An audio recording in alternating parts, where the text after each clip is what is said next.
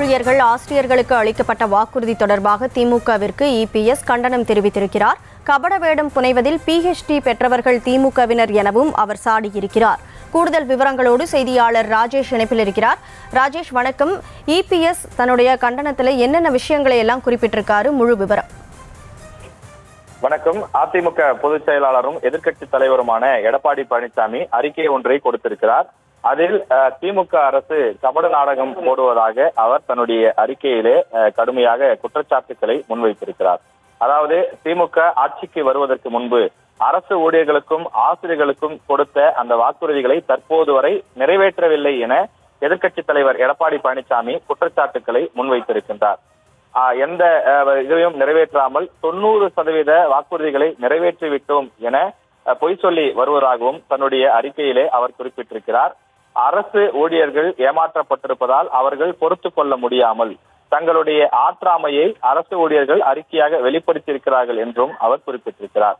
2021 பொது தேர்தலின் போது திமுக அரசு ஊழியர்கள் மற்றும் ஆசிரியர்களுக்கு அளித்த வாக்குறுதிகள் என்று வாக்குறுதி எண் 309, 311, 312 என அந்த வாக்குறுதி எண்கள் குறிக்கப்பட்டு அதில் 520க்கும் மேற்பட்ட வாக்குறுதிகள் மக்களுக்கு அளித்துவிட்டு 90% வாக்குறுதிகளை நிறைவேற்றிவிட்டோம் என பொய் சொல்லி வரும் இந்த ஆட்சியாளர்கள் மக்களை ஏமாற்றுகிறார்கள் என்றும் குறிப்பிட்டிருக்கிறார்.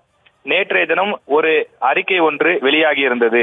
அது 7 பக்க மொட்டை காகிதமாகத்தான் அந்த அறிக்கை இருந்தது என்றும் அதிமுக பொதுச் செயலாளர் குறிப்பிட்டிருக்கிறார். யாருடைய பெயரும் இல்லாமல் கையெழுத்தும் இல்லாமல் ஊடகங்களுக்கு முக்கிய குடும்பத்தின் மூலமாக இயங்கி வரக்கூடிய பெண் என்ற நிறுவனம் இந்த அறிக்கையை அனுப்பியுள்ளது என்றும் அவர்கள் குறிப்பிட்டிருக்கிறார். தொடர்ந்து இந்த அறிக்கையில் பல்வேறு விஷயங்களை குறிப்பிட்டிருக்கக்கூடிய எதிர்க்கட்சி தலைவர் எடப்பாடி பழனிசாமி தெரிந்தோ தெரியாமலோ கடந்த 42 மாத கால ஆட்சியில் திமுக ஆட்சியில் அரசு ஊழியர்களுக்கும் ஆசிரியர்களுக்கும் பொதுமக்களுக்கும் எதுவுமே செய்யவில்லை என்றும் 18 ஆண்டு கால ஆட்சியில் இருந்த கருணாநிதி இதனை செய்தார் என்று அறிக்கை வெளியாகி இருக்கிறதே தவிர மு.க. ஸ்டாலின் அவர்கள் இதனை செய்தார் என்று எதுவுமே குறிப்பிடவில்லை என்றும் அந்த அறிக்கை தொடர்பாக எடப்பாடி பழனிசாமி விமர்சனம் செய்திருக்கிறார். மேலும் எதிர்க்கட்சி என்பது ஒரு நிழல் அரசை போன்றது எனவும் அது சுட்டிக்காட்டும் குறைகளை நேர்மையாக ஆட்சியாளர்களாக இருந்தால் ஏற்றுக்கொண்டு தங்களுடைய செயல்பாடுகளை திருத்திக் கொள்வார்கள் என்றும் தன்னுடைய அறிக்கையிலே எடப்பாடி பழனிசாமி குறிப்பிட்டிருக்கிறார்.